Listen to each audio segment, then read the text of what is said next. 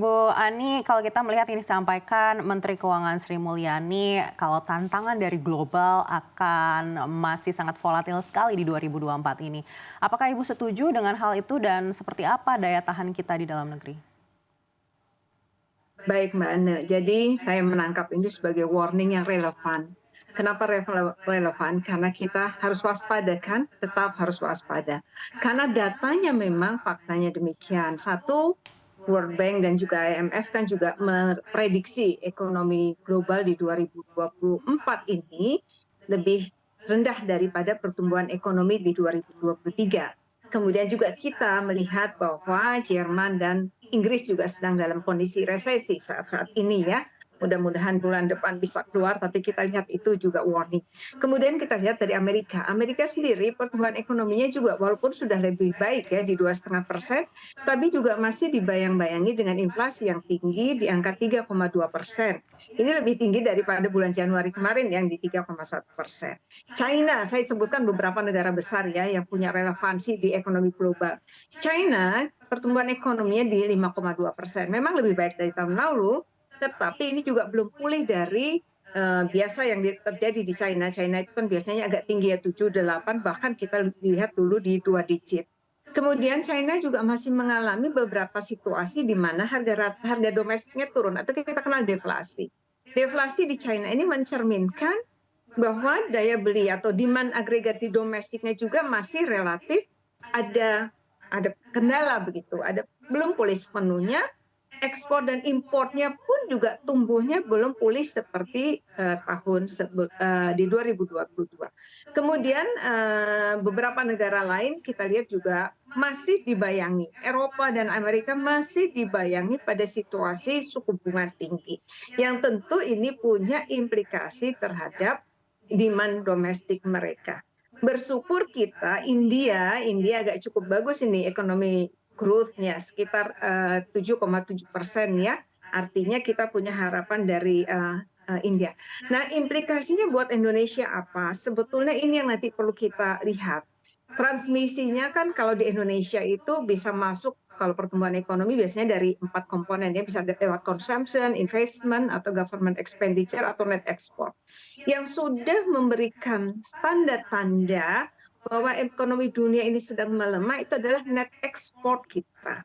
Jadi Mbak Ane, kalau kita lihat trade surplus kita tahun 2023 kan angkanya di angka 36,9 versus tahun lalu di 2022 itu di angka 54,46 miliar US dollar. Ini turun hampir sepertiganya artinya. Kenapa harga komoditas turun? Karena memang ada tekanan di dalam demand dan juga dari sisi volumenya kita turun. Jadi warning yang disampaikan Ibu Menteri Keuangan saya kira relevan agar kita waspada untuk mitigasi bagaimana dampaknya terhadap ekonomi kita di 2024 ini. Begitu Mbak Ana. Baik, tapi Bu Ani, apakah ekonomi kita termasuk dalam ekonomi yang resilient dan tingkat inflasi kita juga saat ini masih sesuai dengan target pemerintah? Sejauh mana kita harus tetap waspada dan apakah ini harusnya mempengaruhi kebijakan-kebijakan berikutnya? Dari sisi makro ya Mbak Ane, kalau dari sisi makro sebetulnya saya tidak terlalu khawatir dengan Indonesia begitu. Ekonomi kita tahun ini 2024 prediksi saya masih tumbuh di kisaran 5%. Inflasi pun masih ada di dalam batas pemerintah. Batas pemerintah itu kan 3% plus minus 1 ya, artinya range-nya 2-4%. Jadi dari sisi makro sebetulnya saya tidak terlalu khawatir, tetapi kemudian kita bisa baca ini implikasinya di sisi mikronya Mbak. Dari sisi mikro contohnya, kalau net ekspor kita mulai terganggu begitu karena tadi ya demand luar negerinya turun, kemudian harga dunianya juga turun, itu kan implikasinya terhadap penerimaan nanti bisnis kita di dalam sektor-sektor produksi. Kan kita sektor itu utamanya komoditas ya, ekspor kita komoditas. Jadi itu nanti punya implikasi turunan terhadap bisnis, terhadap income, pekerja, dan lain sebagainya. Itu satu.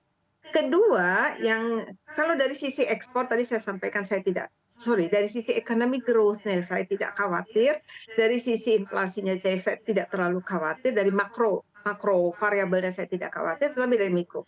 Kedua yang membuat khawatir adalah ketika kemudian ada kan harga komoditasnya turun, kita kehit di sisi ekspor, tetapi kita punya dampak dari sisi harga bahan pangan.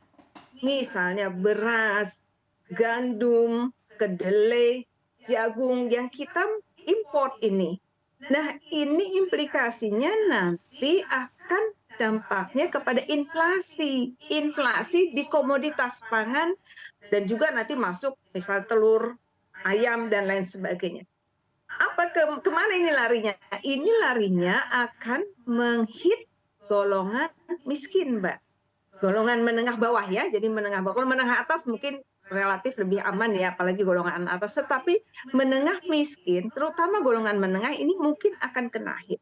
Golongan miskin relatif aman karena ada banyak bansos dari pemerintah, bantuan-bantuan, ada PKH, bantuan sosial, beras dan lain sebagainya, sehingga mereka relatif aman. Tetapi golongan menengah yang akan di border bisa jatuh ke miskin karena faktor komponen bahan pangan di dalam belanjanya itu ada di kisaran 60%, belum lagi dia kehit karena era suku bunga tinggi kan juga mempengaruhi kredit-kredit yang kita lihat ya, sudah mulai dibaca bahwa ada kenaikan NPL kemudian di dalam sektor kredit perumahan dan lain sebagainya. Begitu Mbak Anda.